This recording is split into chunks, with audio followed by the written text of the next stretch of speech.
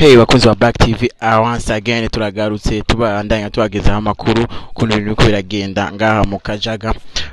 Byari byabaye mu Gatumba mwabibonye mugabo umunsi naho byabaye mu Kajaga imvura urabona ko yabomoye amazu uretse yuko amazu yabomotse abantu bose bayimutsemo kugira ngo barebe uko bohunga amazi. Urabona yuko udashaka mu mazi ntivyokunda kumuna mu mazi ibintu byo kuribonera. Urabona yuko umenga ni Tanganyika yaduze ariko uruko tuvyumva ngo yoba ari Rusizi yameneye mu mazu yataye inzira kugira hama rero inzu zica ziratwagwa. Urabona yuko rero amazi abandanya bamenshi aha hose mubona abantu barimutse, aha hose abantu barimutse. Urabona yuko nkujyanye yahisemo gutwara ibintu vyiwe apakije ubwato.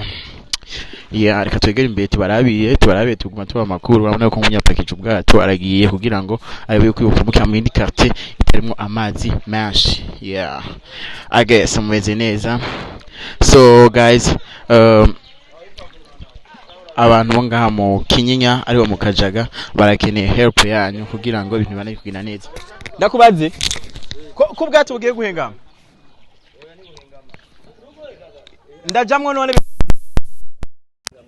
mani ndajamwo bikunde nje magana harimbe magana nga